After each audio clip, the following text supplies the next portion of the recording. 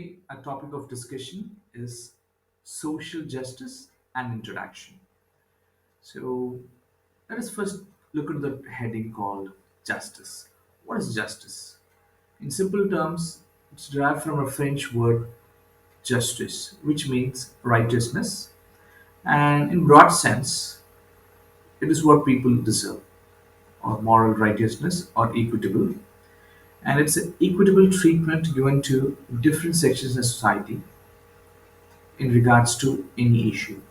Or in simple little line, you can say conformity to the principle. There are a set of rules that's been framed and how you follow to the rules. If you follow the rules, you will be rewarded, and if you don't follow the rules, you will be punished. This is a simple terminology to understand justice. Then, why justice is needed? To bring about peace and harmony in a society, justice is needed, and it can be achieved to two simple ways. One is accepting slavery, another one is ascending towards equality. What is accepting towards slavery? If people in a society believe that they are in a state of economic, or if they are in a state of poverty, it's because that's how they were born, or that's how they deserve to be, and that's how they have been created. If people accept these philosophies and they wish to remain the same, it becomes a form of acceptance, or it's you can call it the accepting of slavery. By this means also there will be a peace and harmony in society, but this is not the righteous way to attain peace and harmony in society. Then let's go to the second type, ascending towards equity. So let us see what equity is about. For this, we'll have a simple difference between what is equity and equality to have a better understanding on this.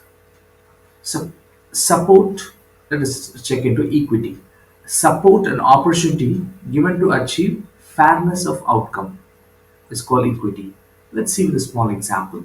Say direct tax. So, there are multiple direct tax. Let us take an example of income tax.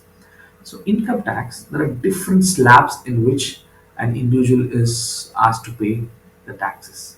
Based on the income they earn, they have been asked to pay the percentage of taxes. Higher the income, higher is the paying capacity. So, higher will be the percentage of income that need to be paid. And lower the income, lower will be the percentage of income that will be paid. This is called equity and equality. Same level of support and opportunity for all, irrespective of their historical, political, social, and economical background. For an example, indirect tax. Say, for an example of petrol. When it comes to petrol, you own a Benz car or a normal TS50, you need to pay the same tax. So it does not determine the paying capacity of an individual. It only determines that this is common for all. This is the difference between equity and equality. So how justice helps in achieving a healthy democracy is it the topic of discussion. This is nothing but the golden rule. There is one golden rule. Equality can be established only among equals. And that equality can be established through a pathway called equity.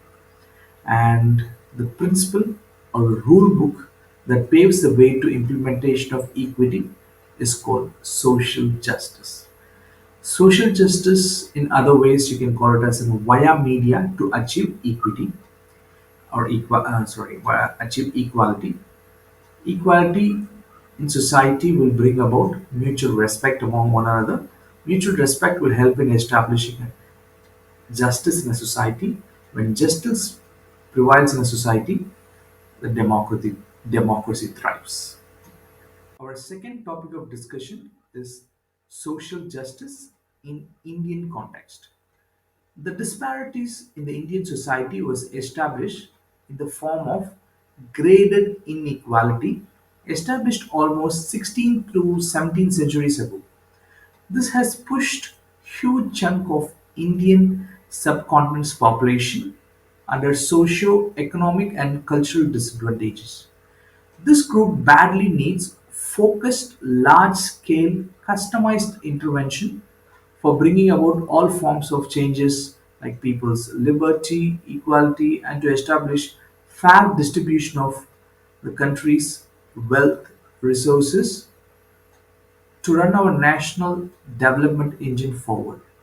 The founding fathers of our nation, who dreamt of a nation with great glory, has classified this disadvantaged group into different sets and subsets like backward class, most backward class, scheduled tribe, women, differently abled, minorities, and other marginal societies or marginal groups. So, empowering these groups will lead to a great development in a state individually, and this individual stage development will bring about a holistic change in the nation's development and the nation building process. Our third topic of discussion is integral part of social justice.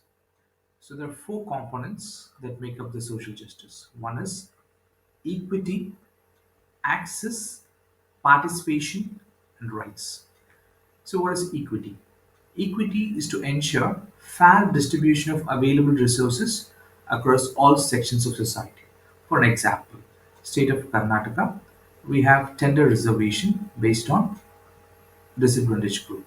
For example, there are 100 tenders that is released on a period of 1 year. There, 10 is given to people from most backward class, and 10 is given to people of backward class, and 10 is given to scheduled caste, then to scheduled tribe, and rest are open category. In this way, the wealth of the state is getting distributed across different sections in society. Next, when it comes to Tamil Nadu, there are 69% reservation that is followed in higher education. This have different breakups based on different categories. So this ensures that the higher education access is given to different sections of the society, so that in different society sections of the subsects there are doctors, engineers. This helps in establishing equity in the society. And next is access. To ensure all people have access to goods and services regardless of their caste, gender, ethnic, social, and economic background. For example, PDS in Tamil Nadu, the public distribution system. In Tamil Nadu, ration card is given to everyone and anyone it's available in Tamil Nadu. And based on their economic structure, they access the PDS. And if there are 20 materials that's available based on individual needs, they get one or two. If it is people of very marginal society, they used to have maximum. So the access for PDFs is given for anyone. So just because you're rich, you're not denied access. Just because you're poor, or just because you belong to a certain sex, you've been denied as such. And government schools are available, hospitals. So government schools help give an opportunity for everyone to be part of the education system. So just because you're poor, just because you're from a marginal society, you are not being denied of educational wealth. Then access to hospital. So just because you're from a disadvantaged group or from a poor family or rich family, today you'll be rich, tomorrow you might be poor. So whatever be the case, the basic necessities, the food, education, and the hospitality is taken care by the government. So you have access for all this, irrespective of what stage you are in the society. And participation. To enable participate in decision making which affect their life. For example, almost all state parties in Tamil Nadu give 33% reservation or representation of women in the party post.